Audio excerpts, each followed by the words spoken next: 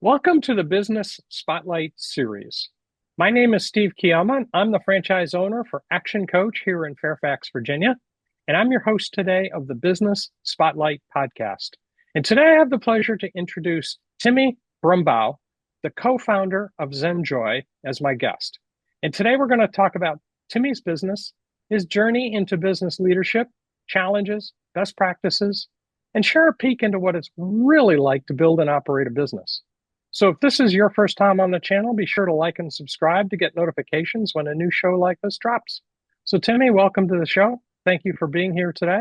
And if you would, please give us a little bit of background about who you are and tell us a little bit about the business. Yeah, thank you so much for having me here, by the way, Stephen. I'm 28. I'm an entrepreneur. Me and my friends have been entrepreneurial for a long time. The way I'll describe our journey was it was never, you know, at one point we had the best idea that was going to take everything over, and that's where we were going to focus our life. It was more so over time we learned and we, improved upon what we were doing, and then eventually we got to the point where we're at ZenJoy now. So originally ZenJoy was a CBD drink. And when we took the CBD out, that's when things really opened up for us. Before then, we had a CBD company. We had some influencer pages in the space. We grew that to about, $1 million in 3 years. And once we saw kind of where the trend was going for that, we wanted to find something that was a little bit more sustainable. And that's when Mhm. we moved into, the adaption space with the ashwagandha we use, L-theanine, and lemon balm. So we kind of went from having an idea, having a passion, really wanting to figure out how to create our own business to Mhm. innovating over time to eventually where we got to where we're at now with Enjoy. Awesome, awesome, awesome. Let's start a little bit. I want to come back to some of the things you just said, but let's start a little bit about the context here. How's the business structured? Have you guys just built it on your own funding, or have you used outside financial partners or investors? Yeah, so we bootstrapped a lot of it. It's Hmm. really hard building a beverage business with your own money, unless if you have a Hmm. lot of money and you're willing to invest a lot of money yourself. We are not necessarily in that position. We've Hmm. raised some money. We've raised about 500K, friends and family, and then we Hmm. brought on two strategic partners, uh, Gamer Packaging, who's our can manufacturer, and then First Run, which Hmm. is accelerator here in the DC area. So that's Hmm. kind of how we raised our money. It's me and my two co-founders, so we Hmm. all own it, 33, 33, 33 right down the middle. And Hmm. once we raise our Series A, then we'll distribute shares of everything else. So Awesome, awesome. Now, when you start up a business, there's a whole lot of seats that have to be used, hats that have to be worn. There's marketing, there's sales, there's product development, there's product manufacturing, there's delivery, there's distribution, there's bookkeeping, there's HR, there's a whole bunch of stuff. Which are the hats you wear now? I'm primarily sales. Uh-huh. I run the sales team. I run a lot of our key accounts, new Uh-huh. account development, Uh-huh. distribution partners. We actually do our own distribution as well. So we have our own drivers delivering to roughly 300 stores in the area, Uh-huh. Zenjoy, and other local brands. Uh-huh. And, I manage that team and, the operations behind that. So. Very good, very good. Are you working to get yourself out of those responsibilities? I think it's hard to necessarily pull yourself out completely. Mm-hmm. The way that I look at it is, especially as I look to the future as me being a leader within the company, um, getting people who are like-minded, who are also leaders, that I can give autonomy to run projects and regions of the country for us. Um, Mm-hmm. as much as I like to think that I can, do everything and, run everything and be in a million places at once, I can't. And, for a beverage company like ourselves, Mm-hmm. there's a lot of stores, a lot of customers, a lot of outlets, a lot of moving pieces at all times. And Mm-hmm. that's something that I won't just be able to handle myself, and me and my co-founders won't be able to handle ourselves. So I think uh, bringing in people who can run regional partnerships and regional operations for sales is going to be a big thing for us, and then Mm-hmm. moving past that to where I'm focused more on some of the higher level key account management and relationships, and uh, kind of managing them to make sure that we're hitting the initiatives we have or any of that. Mm-hmm. Very good, very good. Now, who is your typical customer? Who do you serve best? And I think you're really the answer in this really is in two places. There's the end consumer, and there's how to get to the end consumer. Right. Um, it's interesting because the people that I interact with the most, when I first Mhm, started off, it was a lot of end consumer facing customers. We did a lot of mhm, events, a lot of pop-ups, a lot of tablings, can mhm, in hand, sample, try it mhm, out. This is what Zenjoy is. This is what it does. Now mhm, a lot of it is more so working with these, grocery chains, these convenience chains, uh, mhm, different operators in, the vending channel and, in the B&I space. So that's kind of where I would say our customer base has gone to, is more of the people that are serving the consumers. But I would say mhm, our end game consumer is really anyone who's stressed. Is a big problem. There's a lot of mhm, people who are stressed on a daily basis, and there's few solutions that really address it. When we came into the space, we saw that there was, again, a massive problem for stress relief, and there was a lot of different functional beverages that solved a daily issue. I think that's one of mhm, the reasons why energy drinks got so big, mhm, was because it's so easy for you to say, "Hey, I'm feeling tired. I need a boost. Let me drink this energy drink, get a boost, feel less tired. Kind of augment my day. Solve a problem for myself." mhm, See that with hydration is with something that you want to taste good. Even gut health is a little bit of a longer term. It's not necessarily like right now I'm going to drink this and my stomach's going to feel better, but over time I'm going to have a healthier stomach. It's solving a problem for someone. So when we looked in the space and we said, well, because we started during COVID, and COVID was a really stressful time, and we looked on the shelves and we are like, why isn't there anything for this? Why isn't there anything addressing this? um, mhm, and we wanted to make something that people really liked for it. mhm, So, mhm, our target demographic, uh, I would say probably leans into more millennial, well-educated people who are looking mhm, at, products that are healthier. mhm, But at the end of the day, stress is such a universal problem that you'll see mhm, it from anywhere from a Whole Food shopper to a Food Lion shopper to a mhm, Walmart shopper to a Costco shopper. So, mhm, pretty much anyone who's a human feels mhm. stressed probably are looking for ways to relax and de-stress. So Awesome, awesome. It sounds like when you were first starting up that you didn't see terribly much competition in this specific space. Do you find yourself bumping into competitors at this point yet? yes, it's a new category and it's emerging. Mm-hmm. Um, there's a lot of white space on the shelf, Mm-hmm. and the adaptogenic category is going to be one of the next big trends, in my opinion. And I Mm-hmm. think you can kind of see that from some of the data that's coming out, the spins data. A lot of what the new trends are is going to be heavily around that. You have protein, you have gut health too as well, and then energy, Mm-hmm. unstoppable. But when we started off, there was one major brand that we really looked at, which was Recess. They were also a Mm-hmm. CBD drink. They moved into their mood line and they moved away from, CBD into more magnesium and, other Mm-hmm. adaptogens like that. Now you have a ton of different competitors entering the space. You have Junie, you have Trip, you have Hio. Mm-hmm. All of them are kind of going in a little bit of different directions. A lot of them aren't necessarily using, organic cane sugar. They're Mm-hmm. really going after more of that premium consumer, looking for the healthier options using, Mm-hmm. sugar alternatives. For Mm-hmm. us, we really wanted to be something that was tasty that the everyday person could have, and we wanted to be very transparent with our messaging around it. A lot of Mm-hmm. the brands in our space are going into the mocktail occasions where Mm-hmm. I'm at a party, I don't want to drink alcohol, I still want to unwind and relax, I still want a cool can in my hand, I still want to Mm-hmm. be social. Mm-hmm. I'll drink this. For us, we Mm-hmm. see it as a lot larger of a problem, almost similar to energy again, where Mm-hmm. I'm going out throughout my day. Maybe I'm a corporate professional. I'm running late to work. I'm feeling a little bit Mm-hmm. overwhelmed. I'll drink this. Mm-hmm. I'll de-stress. I'll refocus. So that's Mm-hmm. where we kind of look at it, where we're addressing a little bit of a larger audience kind of with our messaging right now. And I think that that's going to be a trend that's going to happen over time. People are going to move away from just being, a mocktail or mood boosting elixir or social tonic into a Mm-hmm. wider range of, I'm stressed. This is going to solve stress. And that's what Mm-hmm. drink is really for. Very good. Very good. Um, what is one thing you wish more people knew about your business at this point?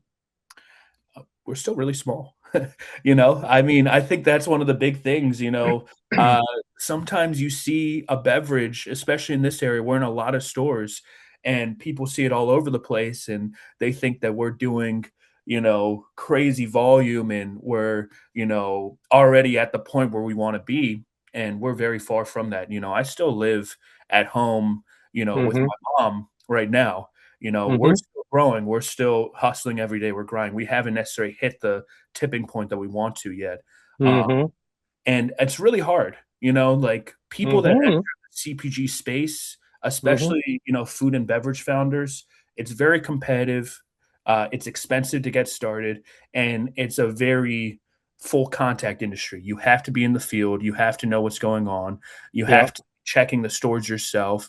You have to be doing the things that you almost think don't matter. Those are the things that probably matter the most. So Yeah. where it's like, oh, hey, I own this business. I don't need to go out to the grocery store and check to make sure that they have it stocked. Well, you'll be Really? surprised when you're looking at your sales and you're like, wait, why isn't this store doing well? It's because it's not set up. It's not on the Yeah. spot. You have to do those extra things to really make consumers buy in. So I would just say if you're looking to enter this space, just be ready to work really hard and, Mm-hmm. you know, be ready to realize you don't necessarily know what's going on and be ready to get dirty where you're going in every day and you're working early mornings, late nights. Yeah. And be ready to pay some money because it's an expensive industry. It's Yeah. not there's a reason why there's a couple brands that really dominate the space. It's because it's pretty expensive to enter. So Well, the food industry is an expensive industry and all the way around in a lot of ways. Yeah. No yeah. doubt about it.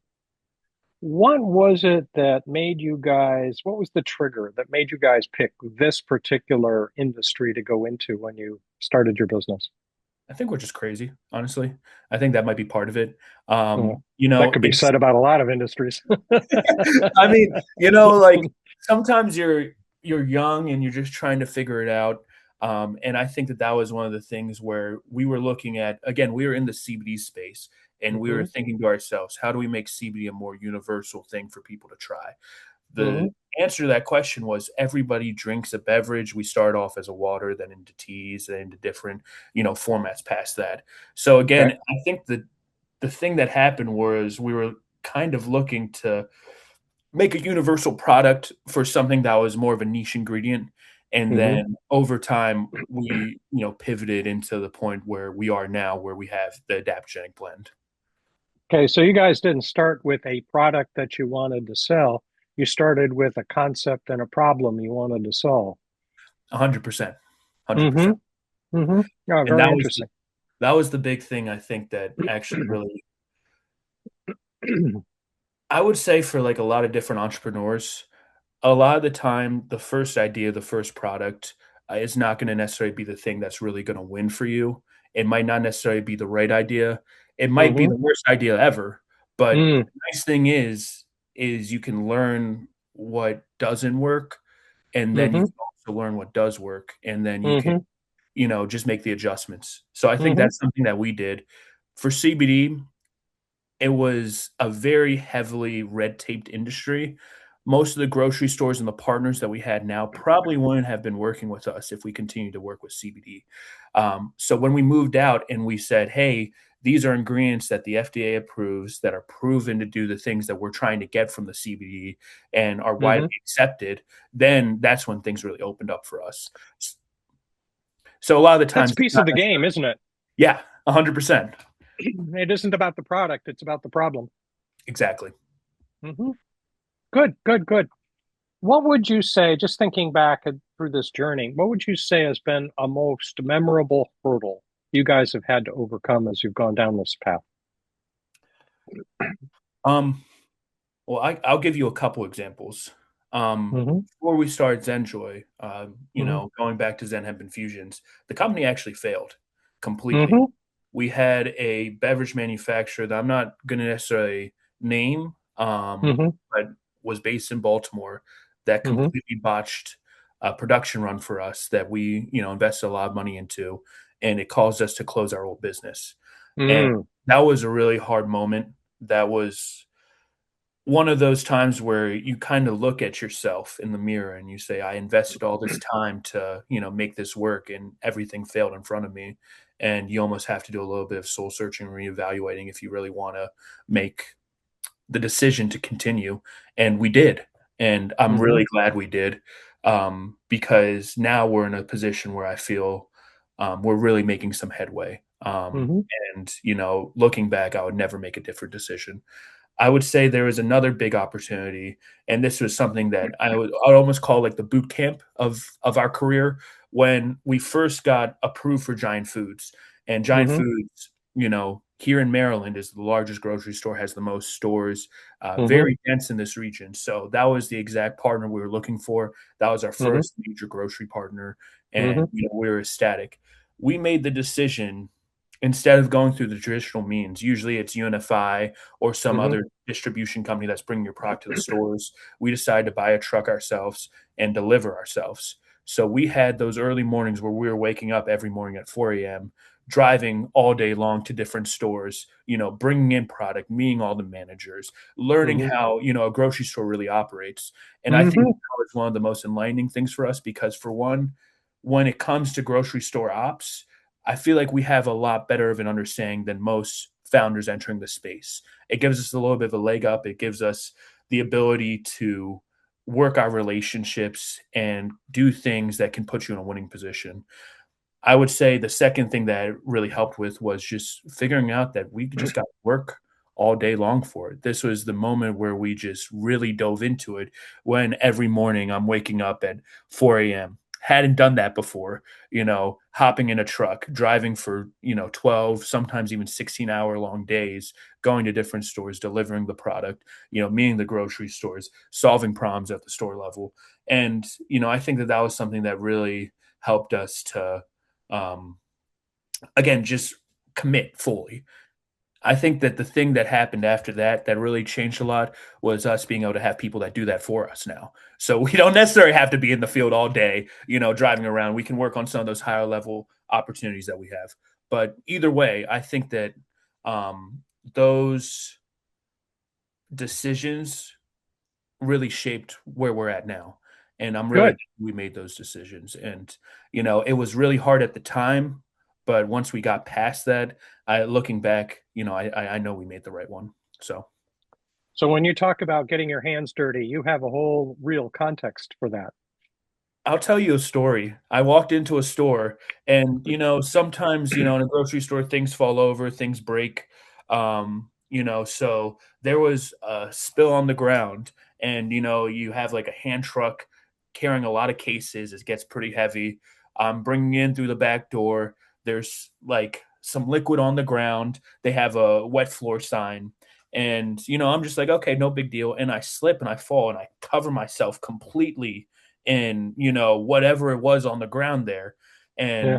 And I'm sitting there, I'm like, I gotta go home, I need to change. I'm like, this looks really weird, like, I mean, I like all over my pants is this like brown liquid. I'm like, oh Yeah. man, Yeah. this is gross. Yeah. So that's literally as much as it gets for getting dirty. You're Gets working in the personal, doesn't store. Yeah. it? Working in the store, you're doing it. You know what I mean? Yeah. Sometimes you're gonna fall over, and then Hmm. something we learned after that was have an extra set of pants with you in case you do get stuff on you, because Yeah. And the you other is go want to around look the wet smart. spot. Yeah, exactly. Yeah. Good. Good. Good. Now this is a perfect opening to where do you see yourself? Where do you guys see yourselves going over the next 5 or 10 years? What's the future look like? So we actually are kind of in an interesting point right now where we almost have two businesses. One Mm-hmm. is the distribution business that we're running right Mm-hmm. now, Mm-hmm. where we are distributing Zenjoy to a lot of stores. and we're Mm-hmm. starting to bring in a lot of other local brands into some Mm-hmm. local stores here. And now we're having the opportunity where larger brands are actually approaching us, and we might bring them into some of these stores regionally. So we're building the distribution company. And, the way that we look at that is we really want to be the regional DSD partner that people Mm-hmm. can work with, where you're getting that extra service. If you're Mm-hmm. executing a program, we can do that for you. If you're Mm-hmm. looking at setting up these end caps, we can do that for you. If you're just looking at getting some extra love when you're at the store, and, Mm-hmm. shelf space that you have is doing well, but Mm-hmm. you're looking for a little bit of extra visibility, we can execute on those things for you. There's a lot of Mm-hmm. benefits to the DSD system, and that's one of the opportunities that we really want to grow to be a very stable business. In my mind's eye, I see us being one of the largest in the Mid Atlantic because there's not many. You have the beer distributors, you have Canada Dry, and then you have Unify. And that's pretty much where it is right now. For those middle tier companies that are looking at, those larger organizations that you have to work with that are a lot more picky and usually have larger contracts associated with them, um, you don't really have other options. So we're trying to be that Mm-hmm. option. Um, as far as Zenjoy, we want to build the stress relief category. We want to have it where you walk into a store and you see all the energy drink stock there. You can see the stress relief section next to it where you have those stress relief drinks. Mm-hmm. We want to be dense, where you're going into your grocery store and your convenience store, you're going into your corporate office and your vending machine, where anytime throughout the day you're feeling stressed, you can get a Zenjoy and de-stress. So right now we're at the point where we're multi-regional.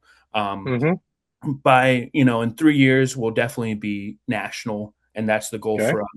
Good. I think if we talk 10 years, I mean, more than likely, if we really make it to that point and we do the things that we think we'll do, Mm-hmm. likely there'll be a acquisition from, hopefully a strategic or maybe some firm of some sort. But Mm-hmm. that's really what we're trying to do. We want to ride the skate ramp, grow the business, Mm-hmm. double every year, have a Mm-hmm. sustained growth. Mm-hmm.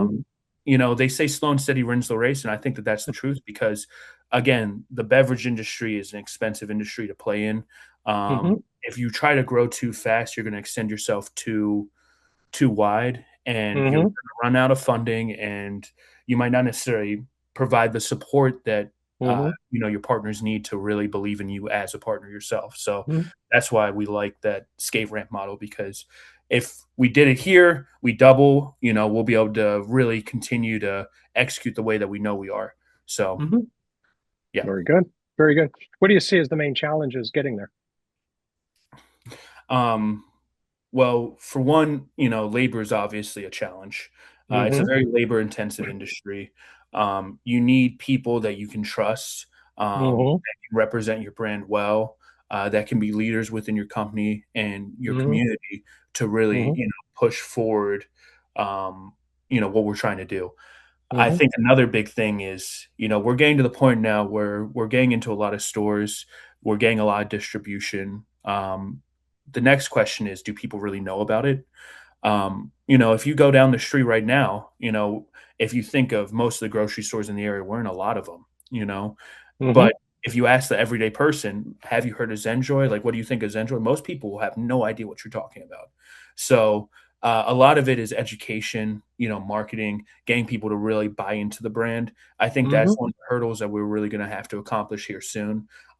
Whether that's, some sort of celebrity that really encapsulates that stress relief, relaxation, that kind of ethos, or Mm-hmm. just finding those more micro influencers who create a UGC and really help to get people and their friends to buy in. There's lots of ways to go about it, but at the end of the day, really, if you have a beverage brand in a lot of stores and people don't know about it, they're not going to buy it. Mm-hmm. So education, marketing is going to be the next big thing. Um, and then, really finally past that is just figuring out, the people that we want to have on our team. And this is almost going back to the first one, that can start doing a lot of this higher level stuff, finding people that are smarter than us, that are, Mm-hmm. experts in the space that can Mm-hmm. really guide us as we're going through the next, 5 to 10 year journey, like we were talking Mm-hmm. about. Because it's only going to get harder. And, It's not going to get easier, that's for sure. it's not going to get easier. It might get Hmm. easier in the sense where it's like, okay, the business is working now. But as Hmm. far as growth might get harder because now there's real competition. People are actually looking at you and, realizing that Zenjoy is, a player. And, at that point, maybe you're bidding more or, maybe they're poaching some of your talent. I don't know. I can go through like all the different things that could happen. All of the above. All the above. Yeah. So, Yeah. really for us, it's just, finding people that really believe in what we're doing, Hmm. that can help to guide us and mentor us, and Hmm. leaders within the organization to help do that for other people that are going to be Good. working with us. Yep. And then again, marketing the product, obviously getting our costs down and, those usual business fundamentals, but those things come with volume. And we're Hmm. starting to hit the point where, we're in a lot of stores, we're kind of hitting those price Hmm. breaks now. And really, if we're able to get a lot more people to buy into the product in the place that we are, we can hit those thresholds in the area that we are now. So that's Fantastic. that's where I think it's almost like the solution is a good offense. The best defense is a strong offense. That's true in Yes. beverage. You sell a lot Hmm. of product, you get your costs down, and the business becomes easier to manage. So, There is an economy of scale. yeah.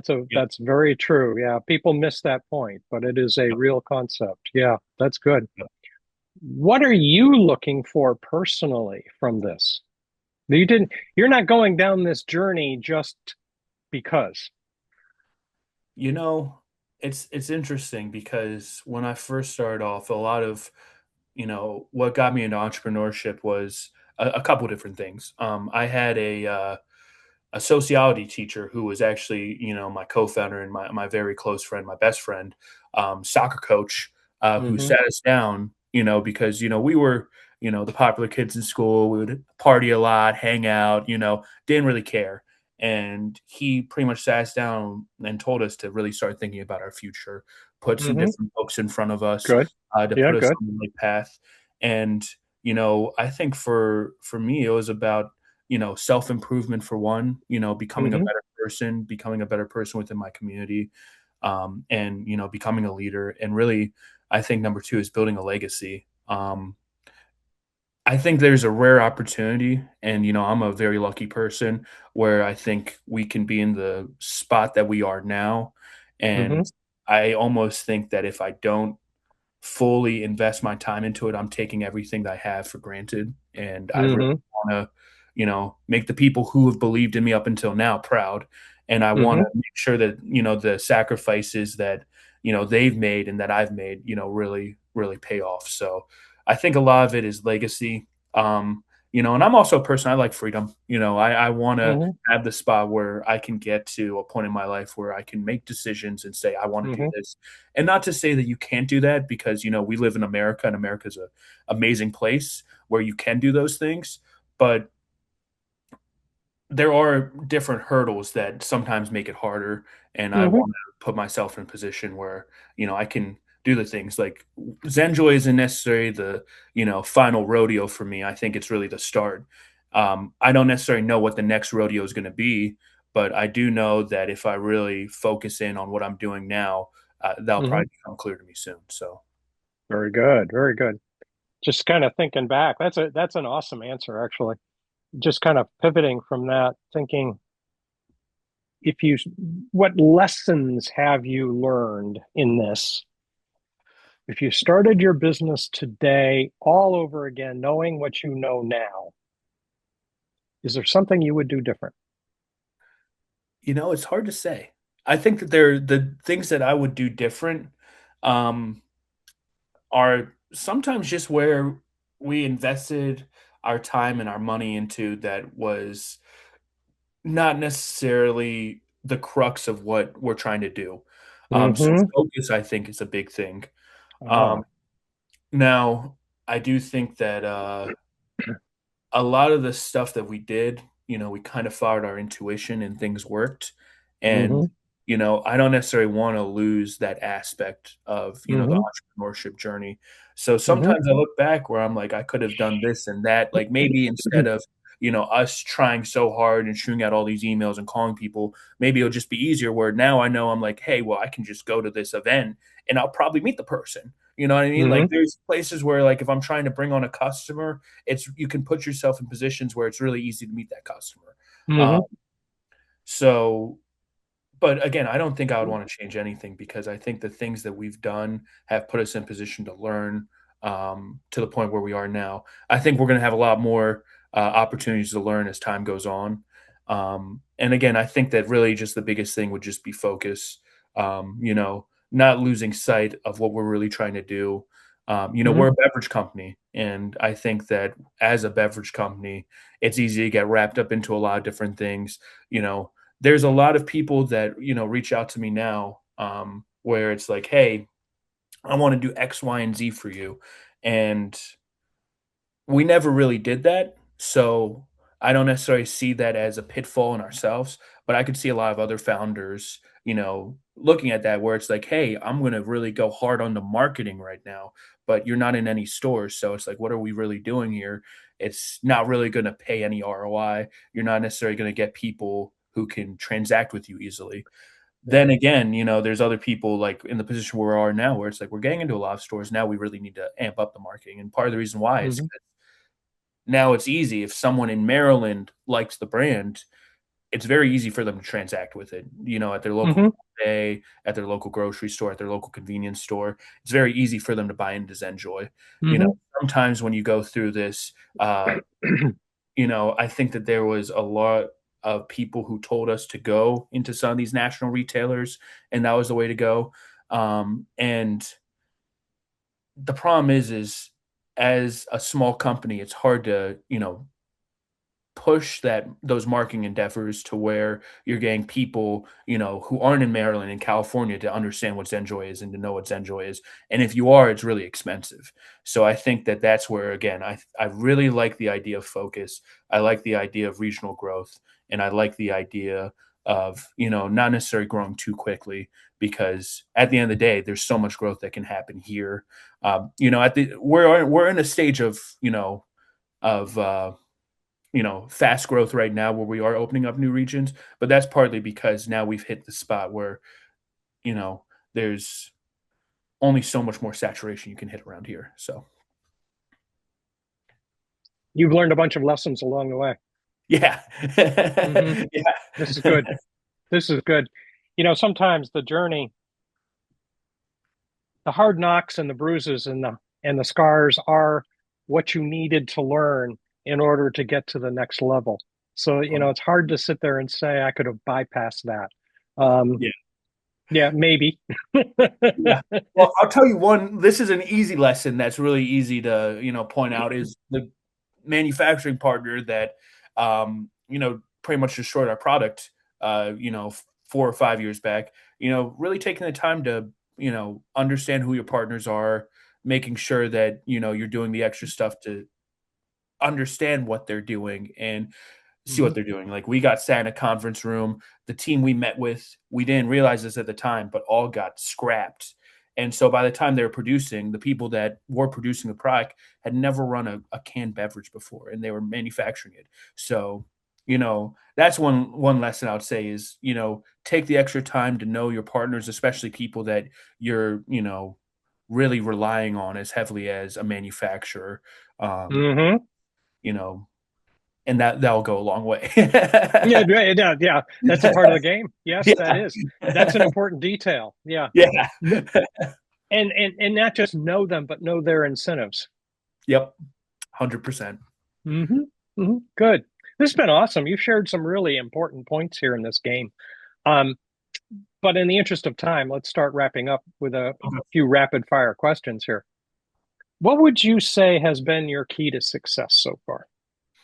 I think it's a lot of the times showing up, and I think it's treating people with respect. Hmm. Even if you're not necessarily going to do business with people at the time right now, um, or if you're not necessarily happy with how things are going, you never necessarily want to burn a bridge. You don't want to, Good treat way to put it. people as you don't want to be, treated because Hmm. at the end of the day, the way I look at business is it's a people industry. You know, Hmm. when you're out here, a lot of what you're doing is working with people. So Hmm. it's really about learning how to navigate people. So I think that that's a big part of being successful in business is understanding, how to navigate people and, again, how to treat people the way that you want to be treated. The golden rule goes a long way. Hmm. Hmm. Yeah, it's there for a reason. That didn't happen by magic. Yeah. Yeah, yeah. There's some things about old wives' tales, so to speak. Yeah. Let's pretend you and I were having coffee at the coffee shop, and somebody walked in talking to his friend about a business he was starting up. What's one piece of advice you would want to share with him? You know, I think that for a lot of people who look at business, I think sometimes they take too much of a approach of trying to understand everything and not necessarily understanding that you're going to really learn when you start doing it.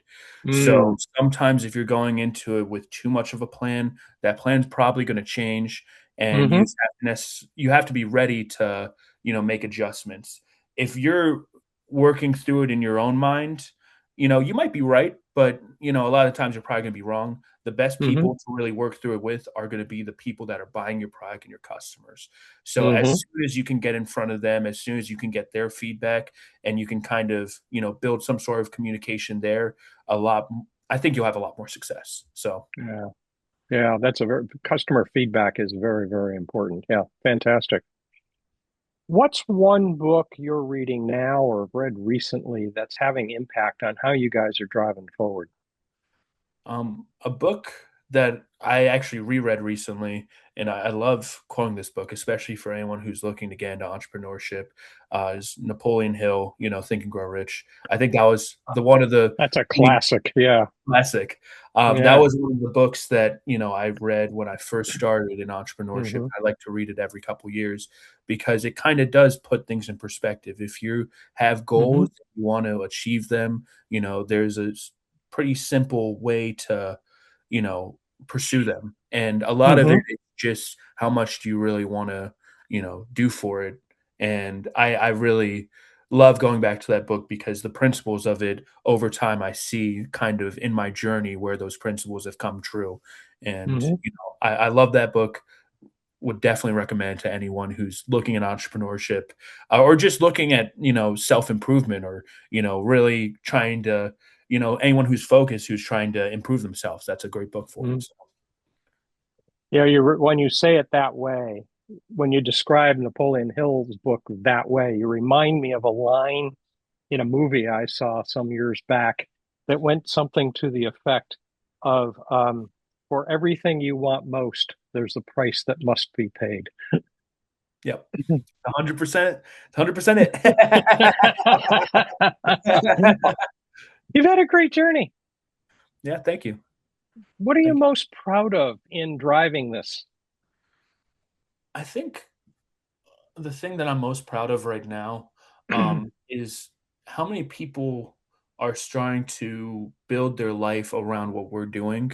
And I think that that's something that is really remarkable Hmm. because it's hard to visualize that before it really starts happening.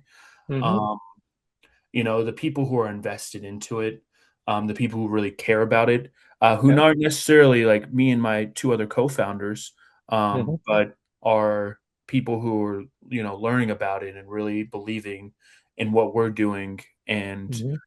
um, really are putting their best foot forward or doing the things that we would Hmm. want to do. Um, Hmm.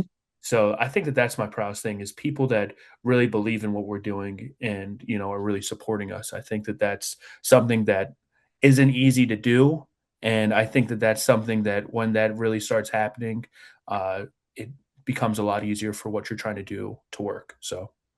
Very good. Very good. Kind of taking that same question, flipping it around the other side. If you had a magic wand and there was one thing in your business you could fix this afternoon, what would it be? Um, One thing that I could fix in the business, that's a good question. I think the thing that I would want to fix. Uh, there's a lot of things that are going right. Mm-hmm. And that's where, I don't necessarily want to ever say that things are going wrong, but I think it's kind of back to, um, again, the thing that I would want to fix isn't necessarily a fix. I would just want to expand upon it. I just wish that Mm-hmm. we had someone that was, had a large platform or a large following that was really supporting us as Enjoy, because I Okay. think again that's the biggest thing that's going to help us get to the next Mm-hmm. level is the fact that uh, we just need to really get people to be aware of it. And Mm-hmm. I think that that's the thing that I would approve upon.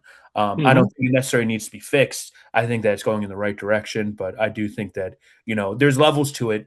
Once we start hitting the point where we're getting millions of impressions every week, I think that the business is going to change a lot. So, Very good. Very good.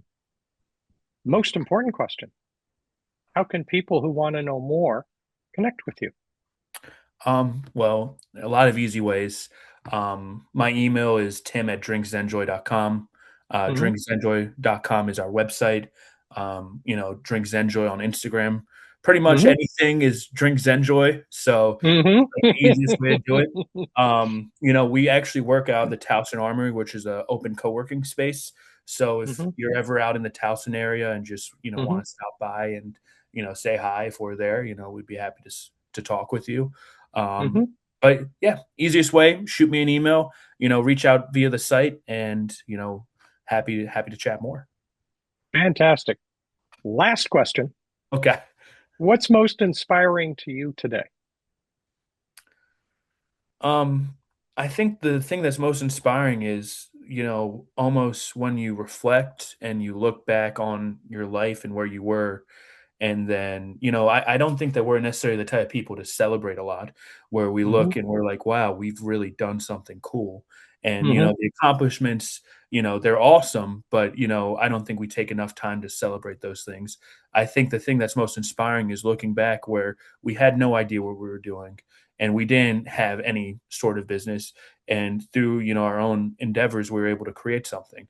I think Mm-hmm. the thought of, self improvement and, Mm-hmm.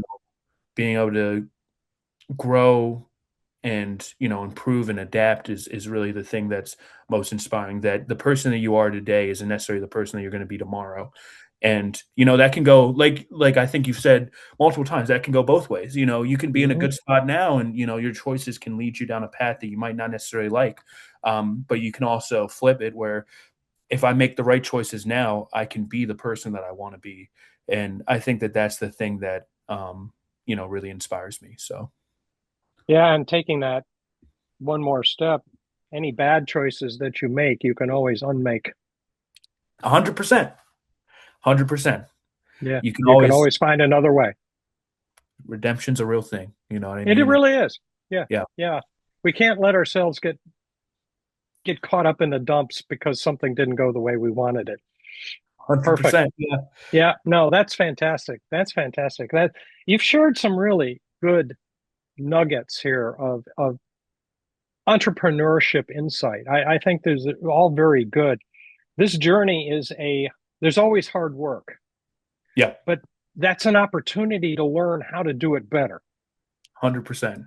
And you guys have been working really hard at making sure you're learning from what you're doing, and that's a fantastic part of the journey. That's awesome. So for everybody watching, I encourage you to go back and re-listen. Tim has shared some really good stuff. There's some really good insights in this conversation. So that's been great. Don't forget to like and subscribe to the channel so you can get notifications when conversations like this drop. Thank you to everyone who joined us today. A special thank you to Timmy for taking his time to share his story with us. I really appreciate it. Thank you. Really appreciate you, man.